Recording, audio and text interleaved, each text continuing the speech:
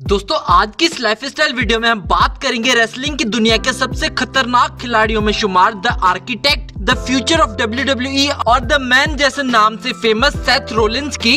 Video शुरू करने से पहले अगर आप सेथ रोलिंस के फैन हैं तो इस वीडियो को कर दो लाइक। तो चलिए वीडियो शुरू करते हैं। दोस्तों सेथ रोलिंस का रियल नेम कोबी लोपेज है और इनका रिंग नेम सेथ रोलिंस है और इनका nickname the future of WWE है। इनका एक और भी निकनेम है जो आपको हमें नीचे कमेंट करके बताना है। सेथ रोलिंस का जन्म 28 मई 1986 को यूनाइटेड स्टेट्स में हुआ और 2020 के हिसाब से इनकी उम्र हो चुकी है 34 साल। सेथ रोलिंस ने अपनी schooling Davenport West High School से 2004 में कंप्लीट की।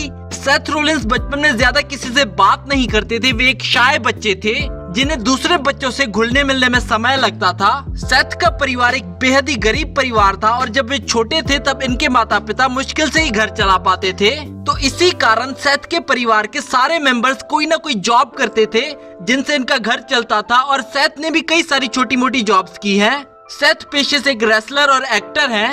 अब चलिए दोस्तों बात कर लेते हैं सेथ रोलिंस के कैरियर के बारे में। सेथ रोलिंस को म्यूजिक बहुत ज्यादा पसंद है और इनका जो WWE में नाम है सेथ रोलिंस, उन्होंने एक सिंगर जिनका नाम है हेनरी रोलिंस, उनसे इंस्पायर होकर रखा है। सेथ रोलिंस को रेसलिंग की ट्रेनिंग डेनी डेनियल्स नाम के महान रेसलर ने दी है। सेथ रोलिंस ने ग्रेजुएशन के बाद स्काउट काउंटी रेसलिंग यानी कि SCW में अपना डेब्यू दिया और SCW में इनका नाम था टाइलर ब्लैक और SCW में इन्होंने SCW हैवीवेट चैंपियनशिप भी अपने नाम की। सेथ रोलिंस ने पहली बार 8 अगस्त 2010 को डेवलपमेंटल कॉन्ट्रैक्ट साइन किया WWE के साथ और उन्हें ट्रेनिंग लेने के लिए फ्लोरिडा चैंपियनशिप रेसलिंग यानी कि FCW में भेज दिया गया।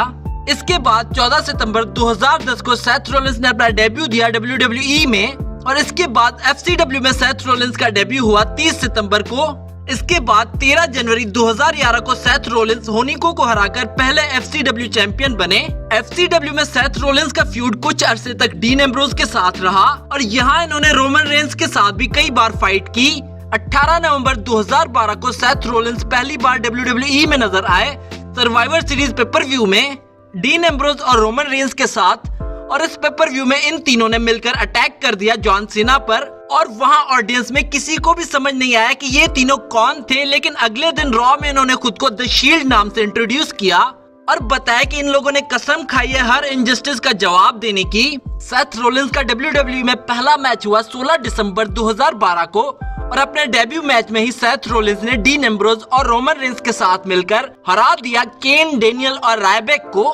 इसके बाद द शील्ड ने कई सारे मैचेस जीते मिलकर, लेकिन साल 2014 में सेथ रोलिंस ने रोमन रेंस और डीन एम्ब्रोज पर अटैक कर दिया और शील्ड टूट गई और यहाँ से सेथ रोलिंस का WWE में सिंगल्स कैरियर स्टार्ट हुआ। सेथ रोलिंस अब WWE के CEO ट्रिपल एच के लिए काम करने लगे और 29 जून 2014 को सेथ रोलिंस ने money in the bank ladder match में कम्पीट किया और इस मैच को वे जीत गए और अब इनके पास money in the bank contract आ गया जिससे वे कैश इन करके कभी भी WWE चैंपियन को चैलेंज कर सकते थे।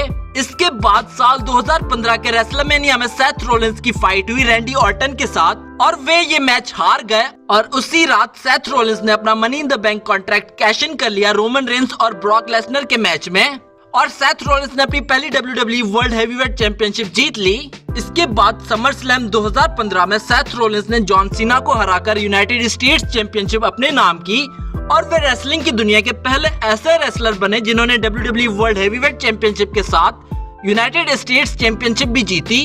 इसके बाद 19 जून 2016 को सेथ रोलिंस ने रोमन रेंस को हराकर दूसरी बार WWE चैंपियनशिप जीती, लेकिन थोड़ी देर बाद डीन एम्ब्रोज ने उन पर money in the bank cash in कर दिया और डीन एम्ब्रोज बन गए चैंपियन। इसके बाद 2017 में सेथ रोलिंस ने डीन एम्ब्रोज से माफी मांगी और वे दोनों फिर से एक साथ हो गए और 2017 के अक्टूबर महीने तक रोमन रेंस ने भी ज्वाइन कर दिया डीन एम्ब्रोज और सेथ रोलिंस को और शील्ड फिर से रीयूनाइट हो गई। लेकिन शील्ड ज्यादा समय तक रीयूनाइट नहीं रह पाई क्योंकि दिसंबर महीने में डीन एम्ब्रोज इंजर्ड हो गए और इसीलिए शील्ड फिर से अलग हो गई। इसके बाद 27 जनवरी 2019 में सेथ रोलिंस ने ब्रॉन स्ट्रोमन को एलिमिनेट करके रॉयल रंबल जीत लिया। दोस्तों कई लोगों का कहना है कि सेथ रोलिंस डीन एम्ब्रोज से अच्छे रेसलर हैं। इस बारे में आपकी क्या राय है हमें नीचे कमेंट करके बताएं। अब चलिए दोस्तों आपको मिलवाते हैं सेथ रोलिंस की फैमिली से। दोस्तों सेथ रोलिंस ने कभी भी सोशल मीडिया पर अपने परिवार के नाम नहीं बताए, लेकिन ये उनकी कुछ पिक्चर्स हैं, आप अपनी स्क्रीन पर देख सकते हैं।